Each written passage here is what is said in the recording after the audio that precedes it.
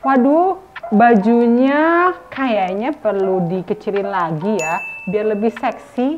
Atau ini juga, aduh ada jerawat. Aduh, gimana ya? Halo teman-teman sekalian, ternyata cermin banyak manfaatnya ya buat diri kita untuk supaya bisa melihat apakah diri kita sudah oke. Dan tapi apakah bagus ya cermin itu secara feng shui? Nah, apa kabar teman-teman sekalian? Kali ini Jenny Feng Shui ingin membahas tentang cermin secara feng shui.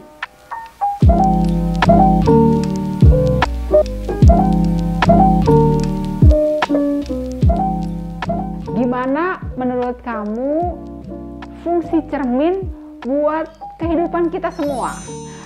Apakah cermin itu banyak manfaatnya? Atau jangan-jangan teman-teman sekalian di rumahnya nggak punya cermin sama sekali karena malu nih. Kalau ada cermin jadi makin kelihatan deh. Apakah mukanya banyak jerawat atau wah macam-macam deh. Malu kalau nggak cermin. Bercermin saat baru bangun tidur pastinya malu banget ya. Tapi nggak juga teman-teman. Secara feng shui itu cermin berjuta manfaat. Nah teman-teman tahu nggak sih? Cermin itu bisa mengaktifkan feng shui. Selain kalau biasanya cermin itu kita gunakan untuk berdandan kan, untuk make up, untuk ngepas baju dan lain-lain ya teman-teman. Tapi cermin itu juga bisa mengaktifkan jodoh. Wah, gimana caranya dong? Kok cermin bisa mengaktifkan jodoh? Nah, jadi cermin bisa mengaktifkan feng shui. Selain kalau kita melihat ke cermin, mestinya kita bisa tahu nih bagian tubuh apa yang kurang pas ya.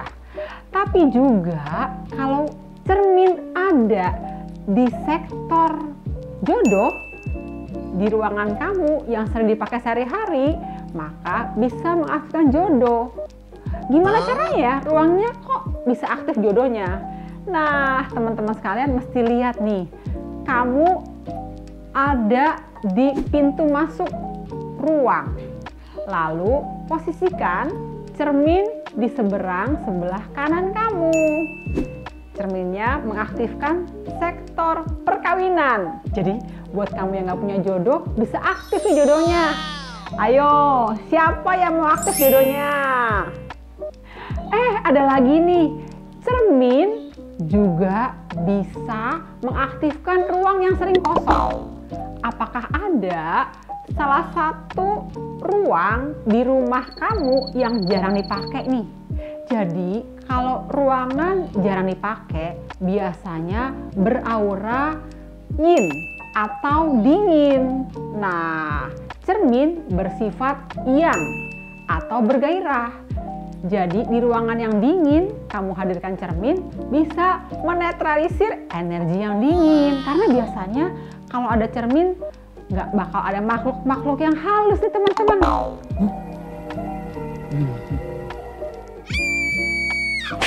Nah, tadi kan kalau menaruh cermin di ruang yang jarang dipakai ya. Ada lagi nih, banyak juga kalau kita lihat cermin diposisikan di depan pintu masuk utama rumah. Bagus nggak ya secara feng shui? Hayo, apakah kamu juga punya cermin di depan pintu masuk utama rumah kamu? Nah, di buku Jenny Feng Shui yang kalian juga bisa dapatkan di Tokopedia, ada loh semua tips seputar cermin. Jadi, jika cermin diposisikan di depan pintu masuk utama rumah, baik teman-teman. Apalagi kalau ruangan di depan pintu masuk utama rumah itu atau ruang tamunya kecil. Karena cermin bisa menggandakan ruang menjadi 2 kali lipat lebih besar. Jangan salah ya, cerminnya bukan malah memantulkan kembali rezeki, bukan. Tapi cerminnya malah menggandakan ruang tamu menjadi 2 kali lebih besar. Dan artinya rezeki yang masuk bisa ditangkap nih dan disebar masuk ke dalam seluruh ruangan. Terus bagus nggak ya kalau cermin ditaruh di kamar mandi? Lah, emang cermin kan harusnya ditaruh di kamar mandi ya teman-teman sekalian ya. Jadi sebenarnya nih, kalau kamu punya WC di bawah tangga, itu kan secara feng shui artinya nggak bagus. Cara menetralisirnya adalah posisikan cermin dengan ukuran kecil di plafon WC supaya energi kamar mandi itu terpantul lagi ke bumi. Jadi buat teman-teman sekalian yang punya kamar mandi di bawah tangga, jangan lupa ya, pakai cermin di plafon.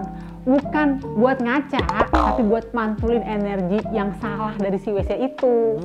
Nah, terus kira-kira apa ya yang nggak boleh? Pantangannya cermin di dalam rumah kamu. Nah, kamu harus hati-hati nih kalau mau beli cermin atau masang cermin. Jangan sampai salah ya, dan bentuknya pun juga harus hati-hati. Bukan cermin sembarang cermin nih teman-teman sekalian. Jadi cermin jangan diletakkan persis di depan tempat tidur atau berhadapan dengan tempat tidur. Maksudnya begini nih, kalau kalian bangun tidur langsung lihat ke cermin, baik di depan, di kiri, ataupun di kanan kamu. Nggak boleh ada cermin, tapi cermin di ruang tidur masih boleh. Apalagi kalau kamu belum punya jodoh. Oh no. Taruh cermin di sektor perkawinan. Letaknya di mana? Di sebelah kanan dari pintu masuk utama kamar tidur supaya jodohnya aktif. Terus di mana lagi ya yang boleh? Di sebelah kiri supaya kemakmurannya aktif. Nah, yang nggak boleh cermin seperti apa sih? Kamu juga harus hati-hati ya, bahwa cermin yang banyak ukirannya, apalagi terdapat ukiran tajam, kurang baik loh secara feng shui. Karena artinya banyak aura yang menusuk-nusuk dalam kehidupan kamu. Apalagi cermin itu sifatnya yang atau kuat. Jadi dalam kehidupan kamu banyak yang nusuk-nusuk dan kuat banget nih. Hati-hati ya, jangan beli cermin yang berbentuk ukiran, apalagi ukiran tajam. Bagusnya bagaimana? Bagusnya kamu punya cermin yang polos-polos aja deh. Jangan pula cermin yang patah-patah atau tersusun dari beberapa bentuk, apalagi seperti cermin retak.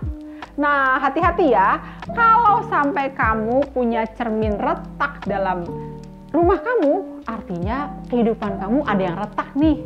Jadi hati-hati nih, jangan lupa ada di buku Jenny Feng Shui juga loh tips-tips tentang cermin dan seputar rumah lainnya. Nah teman-teman, itu adalah tips sederhana tentang cermin yang harus kamu punya di rumah kamu. Lalu gimana ya kesimpulannya? Adalah yang pertama, cermin itu baik untuk menggandakan rezeki. Ada di mana? Di ruang makan. Nah, hadirkan cermin di ruang makan untuk menggandakan rezeki jadi berkali-kali lipat lebih besar. Yang kedua, bisa menggandakan ruang menjadi 2 kali lipat lebih besar. Posisikan cermin di ruang tamu atau ruang depan pintu masuk utama rumah. Apalagi jika ruangannya kecil nih, tujuannya supaya rezeki yang masuk bisa ditangkap dan disebar masuk ke dalam rumah. Yang ketiga adalah cermin juga bisa memecahkan energi kotor di sekitar rumah kamu supaya tidak masalah.